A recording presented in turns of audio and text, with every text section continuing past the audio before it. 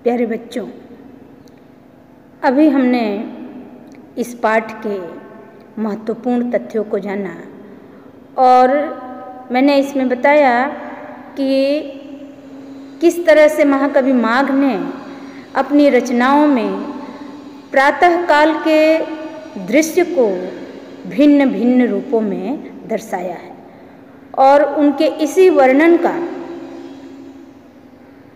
एक समीक्षा आचार्य महावीर प्रसाद द्विवेदी ने इस निबंध के माध्यम से प्रस्तुत की है। तो अब हम इस पाठ के जो महत्वपूर्ण गद्यांश हैं उनका अध्ययन करेंगे। इसे हम ध्यान से देखेंगे।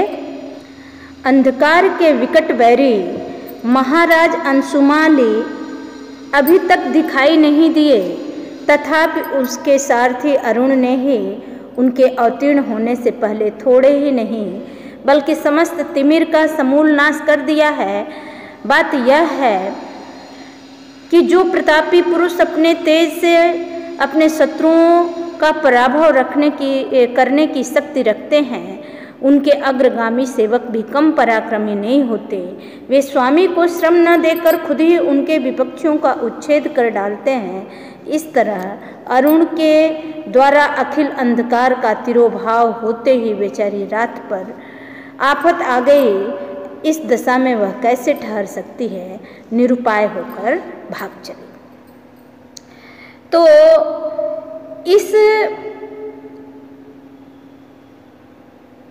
इस अवतरण में महाकवि माघ ने प्रातःकालीन छटा का जो मनोहारी वर्णन किया है उसका बड़ा ही सुंदर ढंग से आचार्य महावीर प्रसाद द्विवेदी ने एक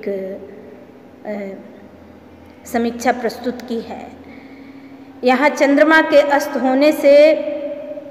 होने और सूर्योदय से पूर्व के दृश्य का जो अलंकारिक वर्णन है वो देखने योग्य है। तो देखें कि प्रातःकाल का जो दृश्य है कि अभी सूर्य पूरी तरह से दिखाई नहीं दिया है, बस पूर्व दिशा सूर्य की अरुणिमा से, उसकी लालिमा से लाल हो गई है।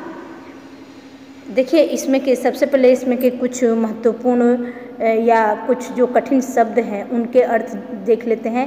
जैसे अंशुमाली, अंशुमाली यानी सूर्य, फिर उसके बाद तिमिर, तिमिर शब्द है, तिमिर यानी अंधकार, और फिर उसके बाद पराभव करना यानी उन्हें शक्ति से हीन कर देना या पराजित करना, पराभव का अर्थ होता है। और फिर उच्छेद कर डालना यानी नाश कर डालना। निरुपाय होकर भाग चली, तो निरुपाय यानी जिसके पास कोई उपाय या कोई युक्ति न हो।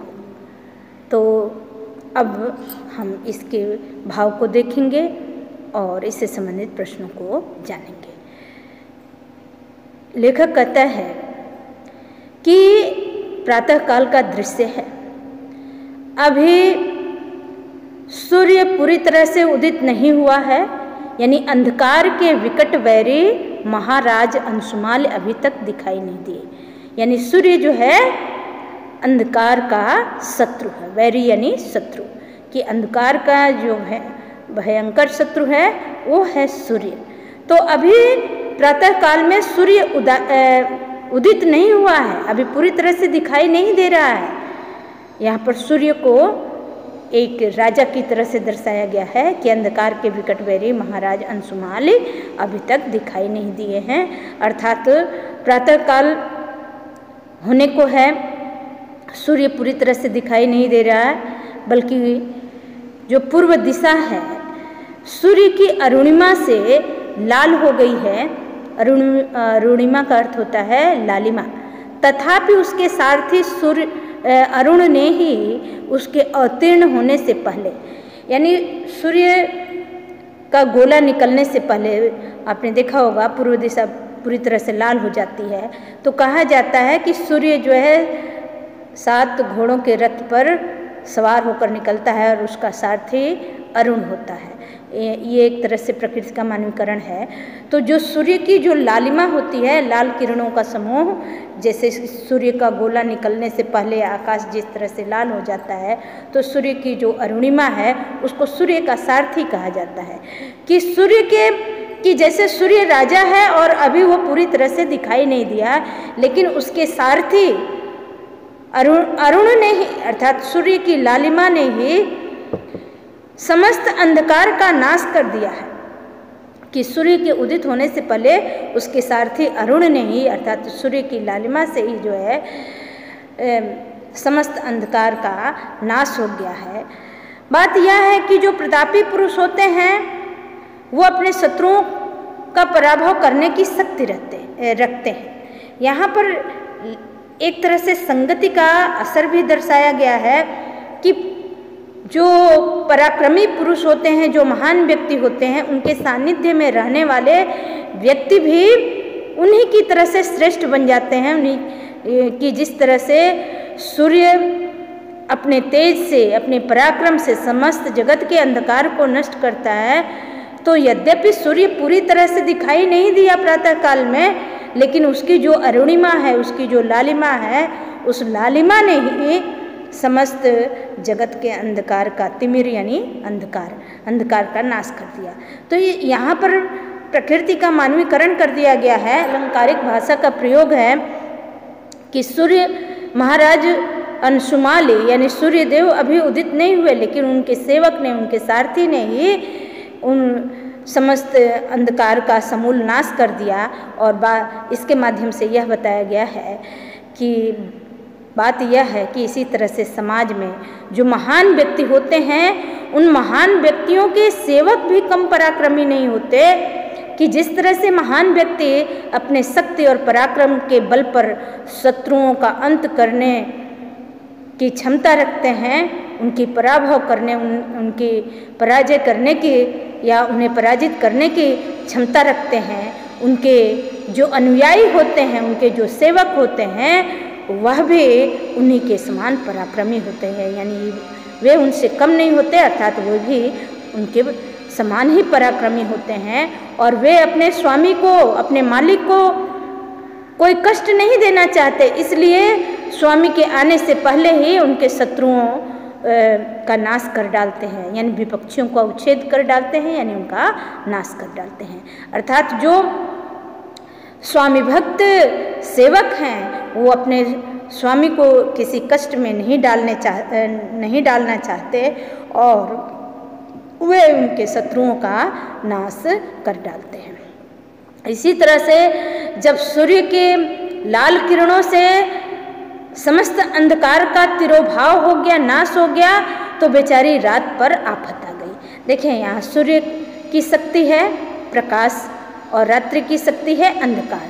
तो एक तरह से अंधकार की शत्रु जो है प्रकाश है। तो जिस तरह से सूर्य के आते ही या सूर्य के सारथी द्वारा ही अंधकार का, रात्रि की शक्ति का नाश कर दिया गया, तो बेचारी रात पर आफत आ गई और वह जो है निरुपाय होकर के भाग चली। तो प्रकृति का बहुत बेहतर ढंग से मानवीकरण कर दिया गया है, इसलिए अलंकारिक भाषा है। और जैसे इसमें कई प्रश्न बन सकते हैं, जैसे पहला प्रश्न कि प्रस्तुत गद्यांश का संदर्भ लिखें या प्रस्तुत गद्यांश के लेखक और पाठ का शीर्षक का नाम लिखें। तो लेखक हैं आचार्य महावीर प्रसाद द्विवेदी और शीर्षक है इसका महाकवि माह का प्रभात वर्णन। या इसके संदर्भ में ये संदर्भ लिखने को आ जाए कि इस गद्यांश का संदर्भ लिखें, तो आप लिखेंगे प्रस्तुत गद्यांश हमारी पाठ्य पुस्तक हिंदी में गद्य खंड के अंतर्गत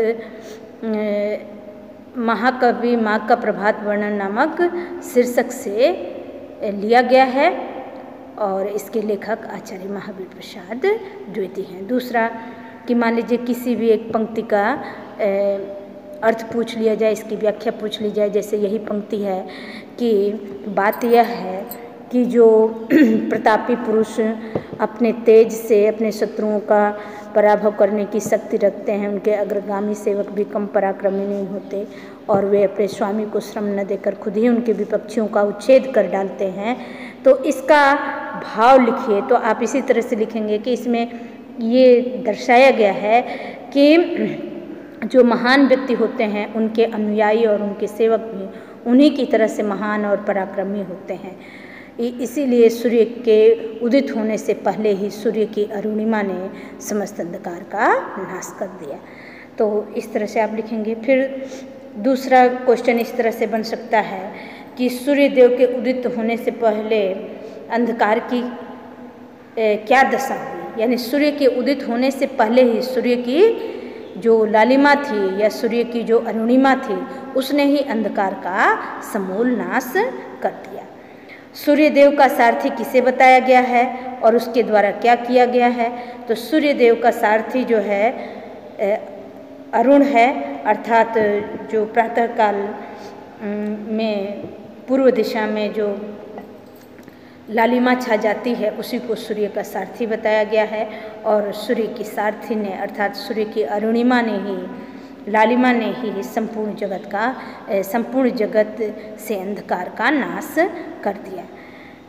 अब एक क्वेश्चन और कि शक्तिशाली पुरुषों के सेवक किस प्रकार के होते हैं? तो शक्तिशाली व्यक्तियों के जो सेवक होते हैं वो उन्हीं के समान तेजस्वी होते हैं, पराक्रमी होते हैं और वीर होते हैं।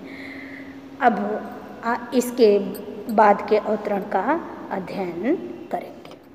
अंधकार गया, रात गई, प्रातःकालीन संध्या भी गई, विपक्षी दल के एकदम ही पैर उखड़ गए। तब रास्ता साफ देख वासर विधाता भगवान भास्कर ने निकल आने की तैयारी की। कुलिस पाणी इंद्र की पूर्व दिशा में नए सोने के समान उनकी पीली पीली किरणों का समूह छा गया। उनके इस प्रकार आविर्भाव से एक अजीब ही दृश्य दिखाई दिया। आपने बड़वानल का नाम सुना ही होगा। वह एक प्रकार की आग है जो समुद्र के जल को जलाया करती है। सूर्य के उस लाल पीले किरण समूह को देखकर ऐसा मालूम होने लगा जैसे वही बड़वाग्नि समुद्र की जलराशि को जलाकर त्रिभुवन को भस्म कर डालने के इरादे से समुद्र के ऊपर उठाई हो। देखें,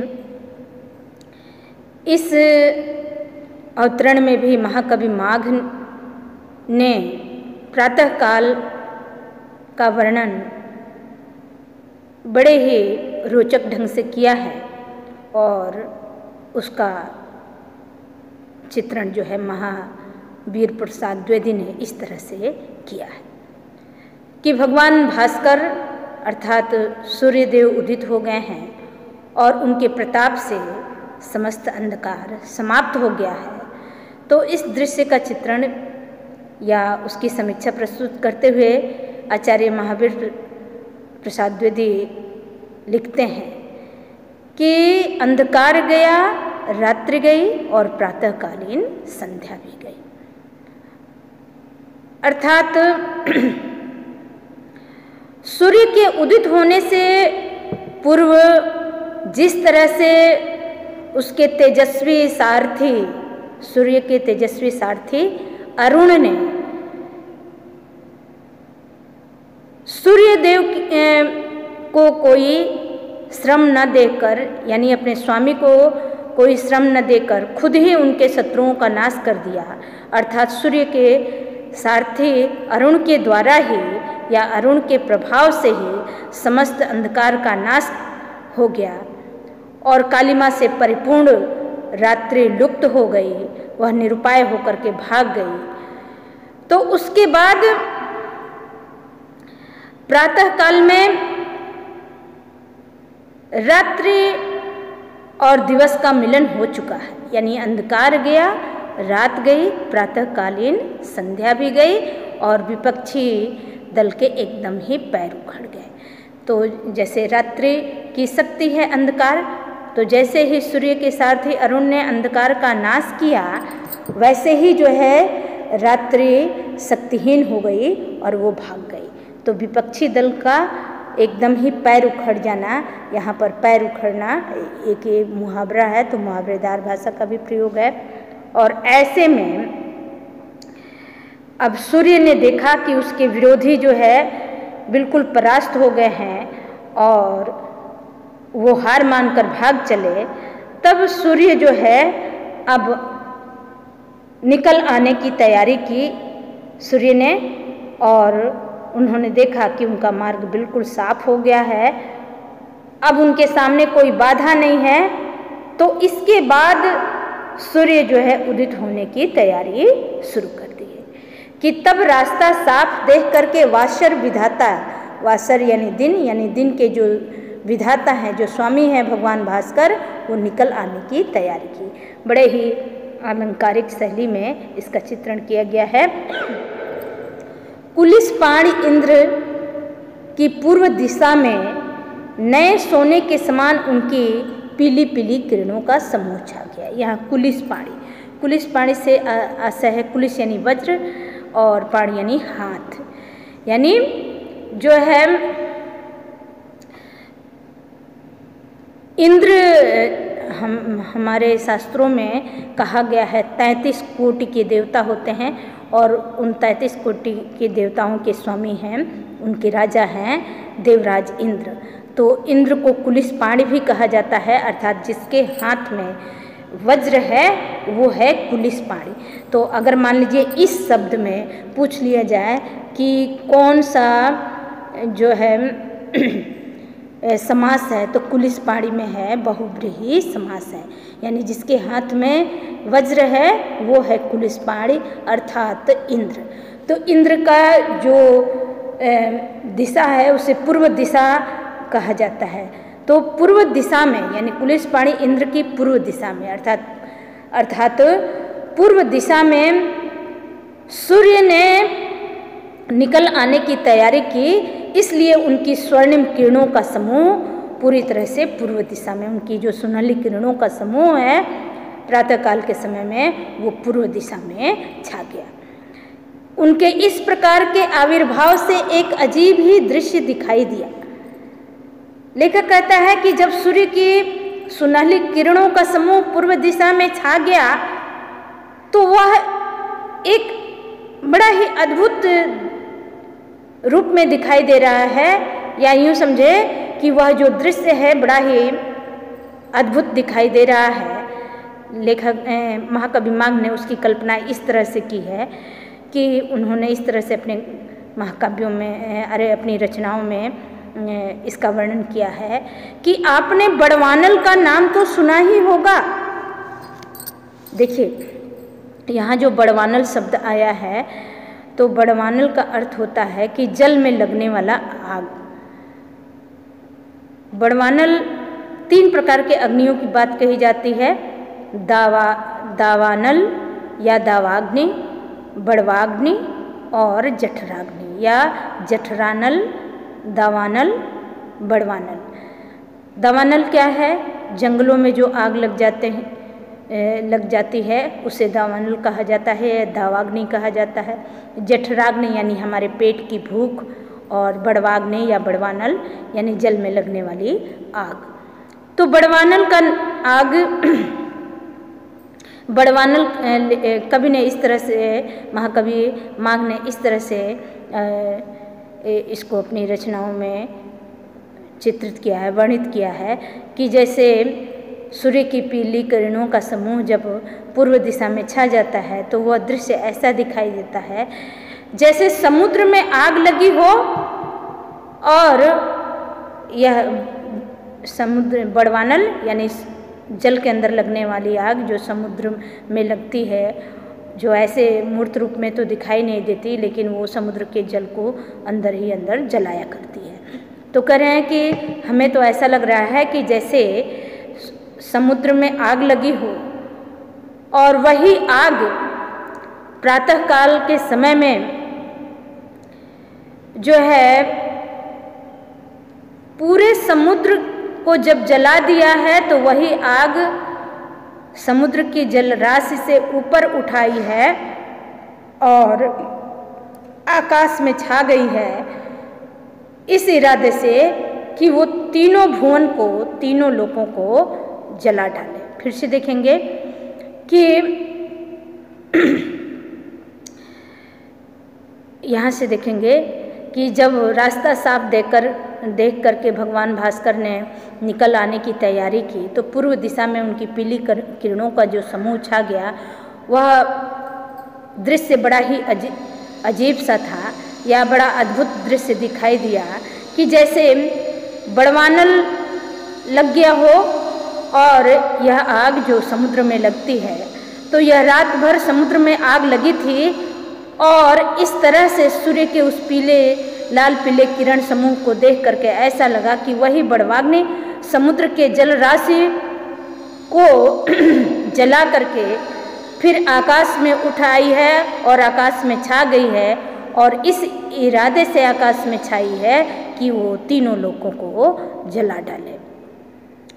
तो इस तरह से लेखक ने प्रातःकाल के दृश्य का चित्रण किया है। अब इससे संबंधित भी एक दो कठिन शब्दों को आप जान लीजिए, जैसे इसमें वासर विधाता यानी दिन के जो स्वामी हैं, वासर यानी दिन, विधाता यानी उसके स्वामी, और फिर ज़्यादा कठिन शब्द नहीं है, बड़वानल यानी जल में लगने वाला एक तरह का आग, और फिर कुलिस पाणी यानी इंद्र, और अब इससे संबंधित एक प्रश्न जैसे कि बड़वाग्नि किस रूप में समुद्र के ऊपर उठाई है और क्यों, तो जैसे कि सूर्य की जो लाल पीली किरणों का समूह है वह आकाश में छाया है, तो इसे देख करके ऐसा लगता है जैसे कि मानो समुद्र की ऊपरी सतह पर आग लग गई हो और वही आग आकाश में छा गई है कि वह तीनों लोगों को भस्म कर डाले। अब एक प्रश्न, भगवान भास्कर के आने से पहले की तैयारी क्या थी, तो भगवान भास्कर के आने की तैयारी में पूर्व दिशा में सोने के समान पीली किरणों का समूह छा गया। अब इसी में भी कोई भी एक पंक्ति रेखांकित कर दी जाएगी और उसके भाव पूछ लिए जाएंगे। तो